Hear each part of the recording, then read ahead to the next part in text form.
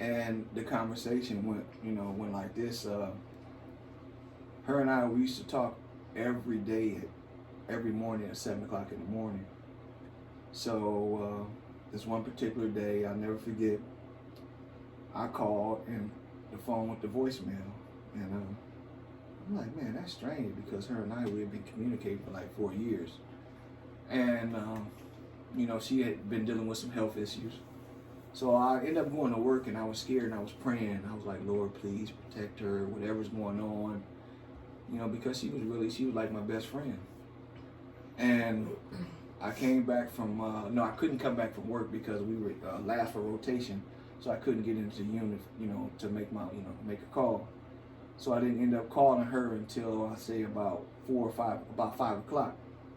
So as I called, her mother answered the phone, and she was like, such and such has fell into a coma. And I was like, what? I mean, I was just like, totally devastated. And so about 2 weeks after that, after her falling into the coma, she passed away. And I was mad at the Lord. I was mad at myself for, being incarcerated, not being able to come out to support her or to go to her funeral and this and that. And I was just real bitter. And so, I didn't think I was going to make it until that day when someone said, call YVETTE. And you tell the story from there. Well, what was happening in your life? I'm supposed to be doing questions. I'm an interviewer too. Y'all gotta excuse us. We real goofy. But just so happened he's going through that situation, and at the time I was in a relationship, and we were coming from Atlanta, Georgia on a vacation, and I don't know, it was just something went on with him. He went to sleep, and then in the middle of the night, about 4 a.m., he just woke up, and I was sleeping on the couch. He was sleeping in the bed because I was laying on the couch watching TV, and he just tapped me, get up. Next thing you know, he started pushing me, and I tried to get away from him. He wouldn't let me get away. Then next thing you know, I tried to run up the steps on numerous occasions. He dragged me back down the steps. It got to a point he stood over me, hit me across my face. I had blood everywhere. And even a point in time he tried to rape me and rip my clothes off and everything. And I end up tricking him, because every time I tried to run up the steps, I couldn't get all the way up the steps due to me having a dress on. So what I did was tie my dress up, and then I asked him for some water because it was still blood in my mouth. So with me still having that, I ended up getting him away to go get me some water. And the way my room was, it was in a far back, so he had to go back in it because he claimed he was leaving. And so as he went back into the room, I was plotting to hurry up and run up the steps this time without my dress stopping me. And that's what I did. I ran right up the steps, ran straight out that door, and I ran straight next door over to my mom's house, banging on the door to have her come out. And my mom was pissed. I mean, my mom was going to put that boy 7 feet under, maybe 10 feet under. She was highly upset, but the way my mom goes off, she goes off of love. And she knows that God has his ways of making people suffer without her making them suffer. And that's exactly what she did. She didn't want to press charges on him or nothing. All she asked was just to stay away from my child. And I was most definitely going to stay away from him. I don't know, I got this thing, and only take one time for me because I was going to end up being in prison myself. because I can't deal with stuff like that, and I would want revenge if they go to sleep or anything. It's just I just know I would have wanted revenge, so I couldn't deal with something like that. And during that time when I was just battling it, I couldn't go to work for about 2 days because of how my mouth and stuff was. And during that whole time, I don't know, I just felt empty. I just didn't know what else to do, what else to say. And I'm just like, this is just crazy. And just so happened with James going through what he going through, and then him not even knowing I'm going through something. Not even. And then out of all days, we ain't talked in years. Years. we literally haven't talked in years. You said what? I kept that note. You always turning something into goofy.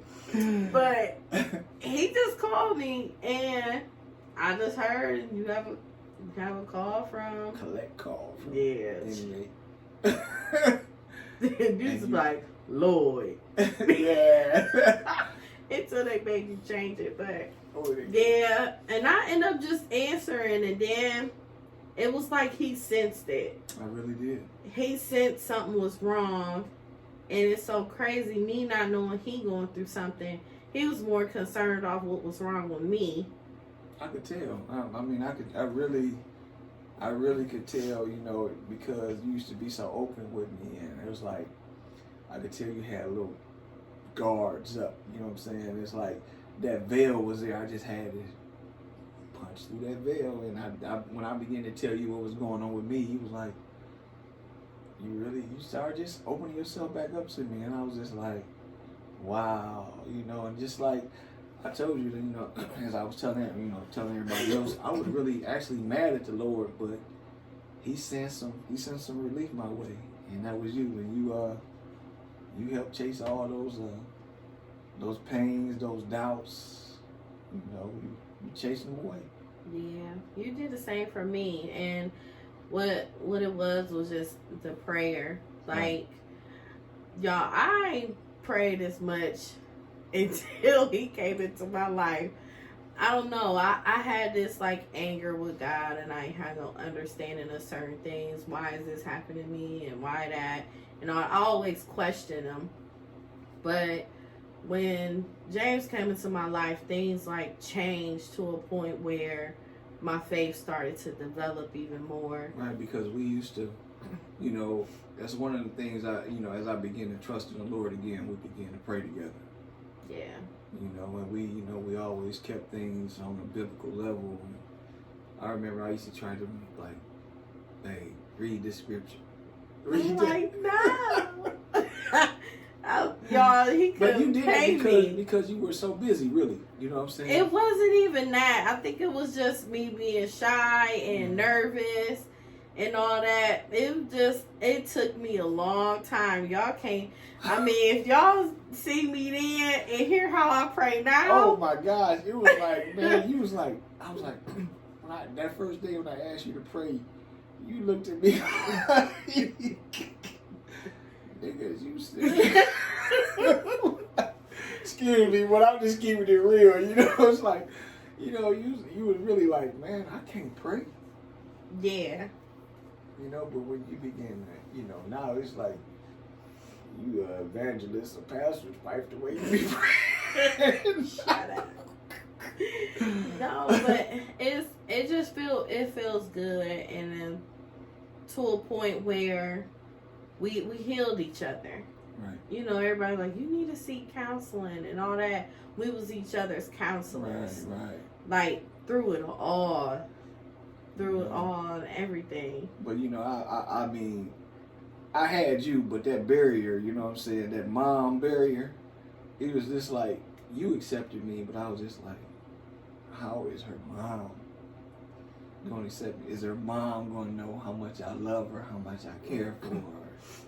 You know, and I remember that day, I was like, well, let me call her. And deep down inside, he was like, no, don't do that. Hell to the dog. Chris didn't play no games. And what I did, y'all, I talked about him to her. So it was like I was kind of warming her up so she'd know what's going on. But to be honest, the reason why I wanted you to do that, because as you begin to travel, you know, down the highway, up and down the highway to come see me, I always wanted her to know where you were, you know, that you were okay. Because you know how you got this independent spirit where you just jump on the highway and you just go. But I wanted to assure her that you were all right. Yeah. You know, and so